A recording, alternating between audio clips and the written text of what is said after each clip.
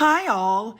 Everything in my video is pulled from the public domain, and I am using them under the Fair Use, Fair Dealings guidelines. Everything I say is my own opinion.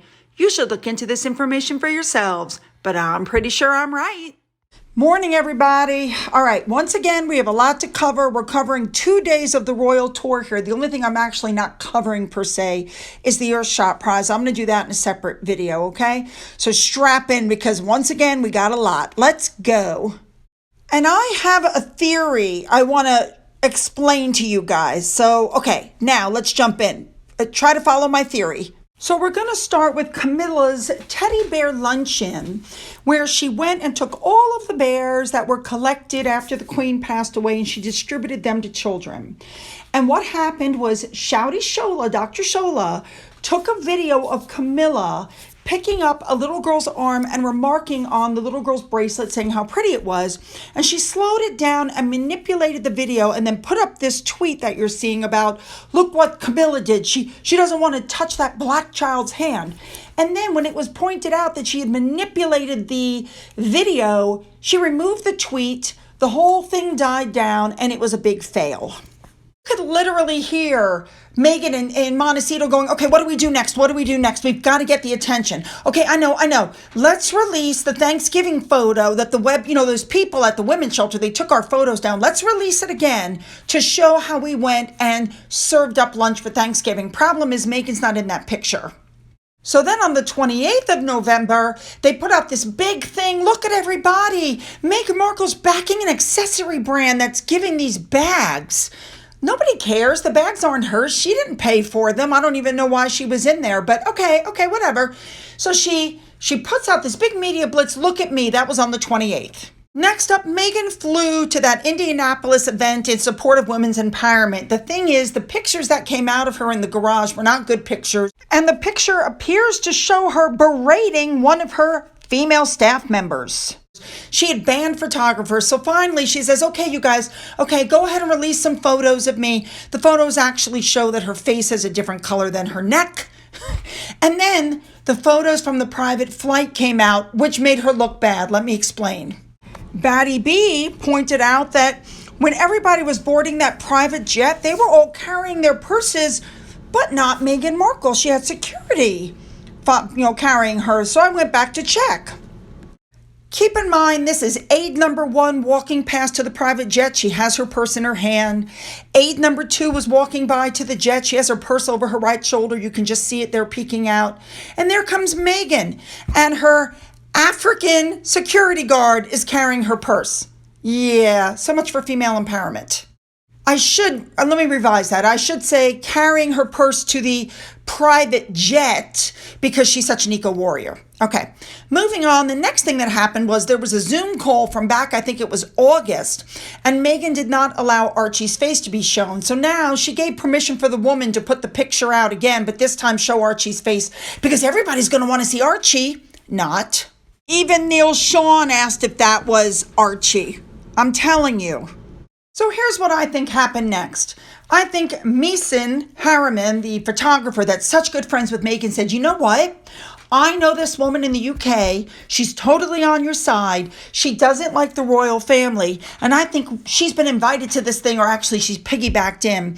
I say we ask her to go and see if she can dig up some dirt. And then I think Mandu Reid said, yeah, I'll go with you. I'll back up whatever it is that you can find. So let's just go and see what we can find, going on here. So they went and this whole race thing happened. I told you guys before that they had a direct link. Meghan Harriman is the photographer who took these photos for her charity that only helps Black women who are the victims of domestic violence. So if you're white and your husband's smacking you around, don't bother to go to them because they won't help you. But there you go, a direct link. So now that there's some backlash, now the man who I think put this whole thing together is stepping forward saying this is unacceptable. Now, Catherine and William land for the Earthshot Prize. There is so much excitement. You guys saw it. I showed it to you already. And so what do Harry and Meghan do? They dropped the promo for the Invictus Games. I got to be honest, I watched it. It's a joke. Harry takes one swing from somebody else, misses the ball, and walks off. Yeah, that sounds like something. That sounds like Harry, right? Try it once, don't do well, and quit. Then the Netflix documentary dropped, and this, I think, was the final straw for most people. The amount of comments and dislikes on this thing is just beyond. Okay, so for instance, first I looked and there were 61,000 thumbs down. There it is a little bit closer so you could see it. Then it went up to 71,000 dislikes and rising. You guys, like, there it is a little bit closer. Like, people really are so sick of this. It's their love story. It's their love story. Then the next time I looked, it was at over 104,000.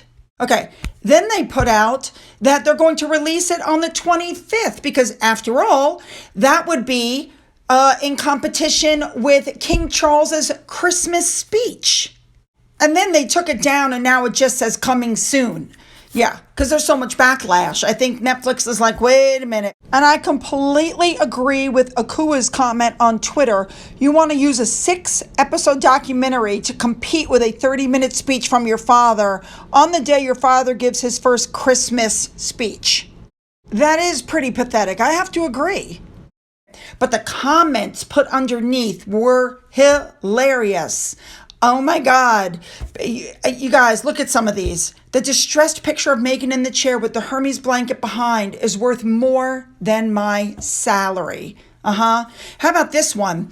The part where Meghan stopped a semi-truck going 90 miles per hour down the interstate with her bare hands to save a family of ducks. So brave, so mesmerizing. But this is my favorite. This is when Meghan traveled back in time and saved Jesus from crucifixion. I literally wept. Oh my God. People found the trailer to really just be flat out repugnant. Poor Piers Morgan said he was going to lose his lunch over it. Piers said this is a PR war against Kate and William and it's unforgivable. I happen to agree. I also agree with Maureen Callahan. Harry and Meghan are immature, self-pitying losers. The Netflix is a wreck and the royal family's playing the long game. Which is exactly what my subscriber Diane said. She said they're playing the long game, the royal family is. Yeah. So when you read about the series, it says that they're going to have friends talk for them. I was like, what friends? And then this caught me. Yeah, probably Serena Williams and Chopra. Same people that were on the, the archetypes. Oh, thank God that's over. The stories are now coming out that Harry and Meghan are not popular with their neighbors in Montecito. We already heard about that, but I think Meghan thinks everybody knows who she is, which is why when she called the dog rescue and said, hello, I'm Meghan, the person on the other hand asked if she was Megan Fox.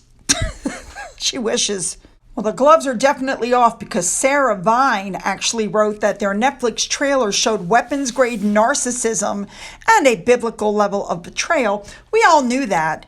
But, I've said it before and I'll say it again. Harry and Meghan are so jealous of William and Catherine. They just have to be better than them. They just have to have all the attention. They cannot allow William and Catherine to come to the United States and be popular with this Earthshot prize. They have to pull the attention back to them.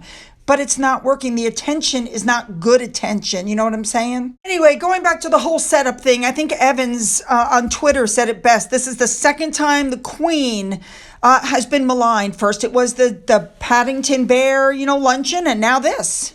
Tory MP Bob Seeley has even launched an attack on Harry and Meghan, saying they're pathetic and narcissistic and self-indulgent, and why haven't those titles been stripped? That's what's coming. They want to hijack William and Catherine's trip. The constant attacks, the constant PR, the Invictus Games, the Netflix drop, the purses, the picture of Archie. They just show how desperate. They're like cats scratching at the door. Look at us, look at us. This is what's going on. So now they're saying the king might have to take action to clamp down on them. Obviously, people, this is never going to stop. They're never going to stop. Now, with all of this going on, it figures a blind item would drop that points out what we already knew, who flew commercial and who didn't. But come to find out that Meghan Markle is requesting more security. Gee, I don't know why. But they're saying now that they've overplayed their hand by trying to disrupt William and Catherine's trip, and I agree. And when it comes down to the trailer, people are saying that it was very boring of Harry and Meghan to do it, that it was inevitable, and what they created is very pretentious. The article says that Harry and Meghan were worried about looking diminished and less credible in comparison to the Prince and Princess of Wales, and that they've overplayed their hand with this string of PR announcements, which is supposed to clash with them. You know what this is? This is payback, because apparently it was reported in the news that Harry and Meghan reached out to William and Catherine and offered to help with the Earthshot Prize, and William and Catherine said no. Ava, I have to agree with you. Samantha Markle warned everybody. So did her brother. She warned everybody from day one, but was written off as jealous. You know, she said if she did it to our family, she'll do it to yours, and she did. You know, several people, Elaine Armstrong, my subscriber Elaine, my subscriber Tammy, you guys all pointed out that this woman claimed that she was assaulted because she was touched. BB said the same thing, but yet in this picture, she's touching somebody else. Maybe that woman should claim assault. All right, next up, we have the Duke of Kent, who marked National Tree Week by planting a tree. I think it's, you know, you have to look at the age of this man, and he's still out and about and doing his thing, and I love that. Next up, King Charles noted that between Christmas and New Year's is when most food donations ramp up, but the banks don't have enough cold storage, and so new refrigerators and freezers are being donated. Thank you, King Charles. All right, next up, I just want to show you this picture taken by Twitter user Robert Boyle. This was the crowd from inside City Hall while, William was giving his speech in the rain. That's a lot of people.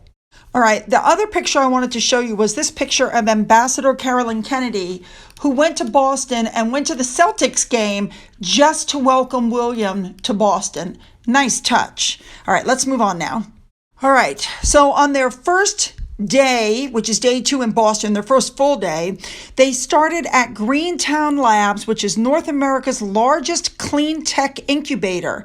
And what they do is they nourish and scale climate innovators, helping protect and restore the planet. So they get in their car, they drive there, they get out of the car, and of course, Catherine looks amazing. That's kind of a mauve-y colored outfit. I'm not quite sure what color that is. Kind of a mauve-y purple with the pink shirt. Anyway, she looked phenomenal. They arrived. The crowds were very happy to see them. Here's a little snippet for you. Watch this.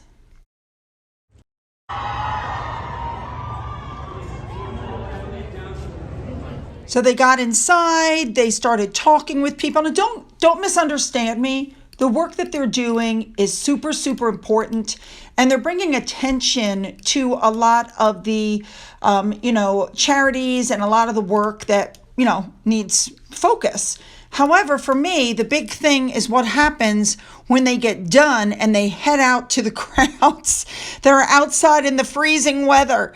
So here's some photos just to show you what happens when they get outside. Now, I got to be honest, I keep hearing about how everything that Harry and Meghan are doing is overshadowing their trip. I don't see that. The crowds are huge. I don't hear really anything about Harry and Meghan at all. The headlines are all about William and Catherine, and the crowds are just loving them. Here's a little snippet.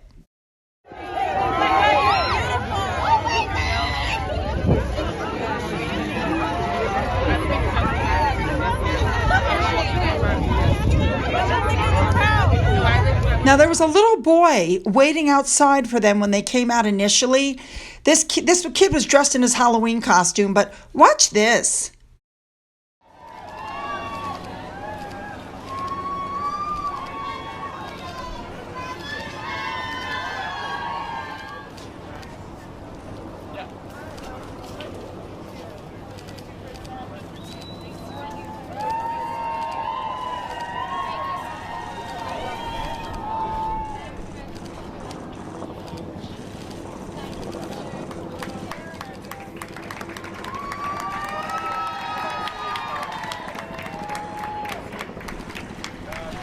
The salute at the end did me in. Was that not the cutest thing you've ever seen? Poor Catherine and William, I'm telling you. They get there, it's pouring rain the first day, it's freezing cold the second day, but that did not stop the crowds. They were absolutely out of control. They were waving things, they were handing things over. It was just amazing. All right, but then they went on to the next stop in Chelsea. It's a company called Rocaine. I hope I'm saying that correctly. They work to reduce levels of trauma, violence, and incarceration, help create sustained employment, and support young parents, because brain science, they're saying, is the key to everything they do, as is bringing parts of the public assistance system together to help everybody. Here are 2 snippets of them arriving from 2 different angles. Watch this.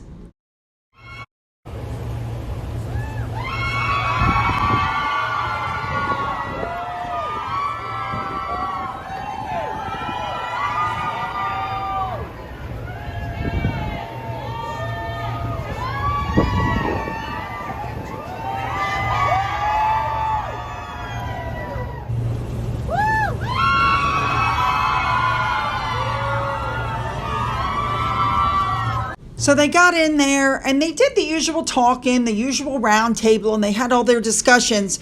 But then they went to the area that Catherine loves the most, I think, the kids. William ought to be really seriously careful, because every time he takes her around children, Catherine gets, I think the word he used was broody, and she wants another baby. William, run. Like, here's a picture, she's holding somebody's baby. Run, William, run. All righty.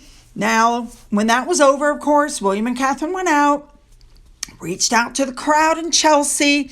The crowd was super excited to see them, as they had been everywhere else. I don't know these reports about their tour being overshadowed. I haven't seen that. Prince William even gave a shout out to a super fan mom that he recognized in the crowd. How crazy is that? Now, the next thing they did, the Prince and Princess of Wales, with Mayor Michelle Wu and Reverend Mariama White Hammond, went to visit East Boston to see the changing face of the Boston shoreline as the city was contending with rising sea levels. Now, for those of you who don't recognize the name of that reverend, she was the one who gave a lecture about the legacy of colonialism and racism at the Earthshot launch, just hours after the whole Palace race row erupted. And they toured Boston Harbor with this person. You know, if anything, it shows how open-minded William and Catherine are. They didn't even ask for a different reverend. They didn't ask for any changes, even after what that woman said. That's what I love about them. They're so gracious. Well, I can only say it looks like everybody was getting along and there were no major issues. I will say, though, they look like they're freezing. No offense. I mean, poor Catherine and William, you know, they get there at like the worst weather. You know, it's cold, it's raining. Where's the sun? Oh my goodness. Well, that is a beautiful skyline right there. All right, let's move on to today. Now, it's the next day, and they've split off to do their own thing. So the first thing that happens is Prince William meets President Biden, who goes out of his way to make sure that he's supposed to meet him. Here's a little snippet for you. Where's your top coat?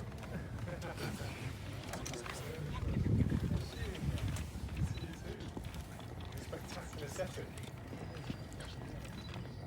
Well,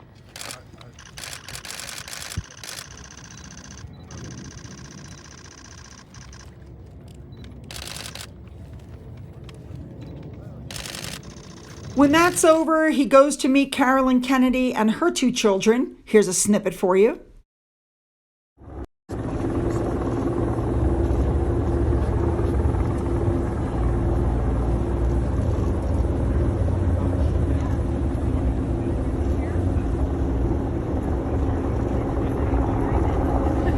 And then after introductions, he was taken in to the museum, and he was given a tour of that fabulous museum. I might add, I was there once, like a long time ago. It was a great museum.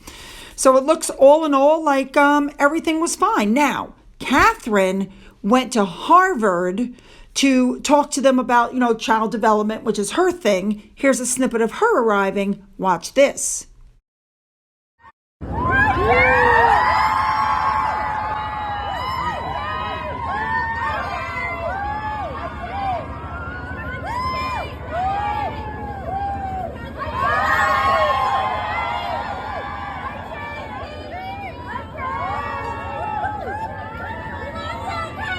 She looked lovely as she arrived at the Center for the Developing Child at Harvard. Harvard. Did I say that again? Harvard. Now, the very first thing they asked her to do was to sign the guest book. And you could see from the interaction that they were eating out of her hand. She was like, she's just so personable. But what I think was really cool for her was seeing King Charles's signature from when he was there in 1986. You know, we all know that early childhood education is so important. And it's, Catherine's thing for like 10 years. But what we've seen is that they're sharing the best practice on early years across the Atlantic. That's very important. So I really want all of your comments, but I really want to know what you think of my theory that the photographer contacted this woman and got the whole race thing going because he is best friends with Meghan Markle, and everything else that they've tried essentially has failed, and they were trying to create an issue before they took that Ripple Award. What do you think? What do you think? Is that a reach, or do you think I'm right? All right, leave those comments. And this is from today, you guys. 56% that watch my channel are subscribed and 43% are not. So go ahead and hit that button and subscribe, you guys. You know you want to hit it. Your fingers are just itching to hit it. Go ahead and hit that button. All right. You can follow me on Twitter, Getter, Rumble. You can email me. Remember, if you hear from anybody else, the only way to contact me is through email. Do not fall for the scams, okay? Links to everything are in the description box. Also, a link to my Patreon account in case you want to follow me there. For those of you who've donated to my coffee fund and through the thanks button, thank you so much. And as always, you guys, have a great day.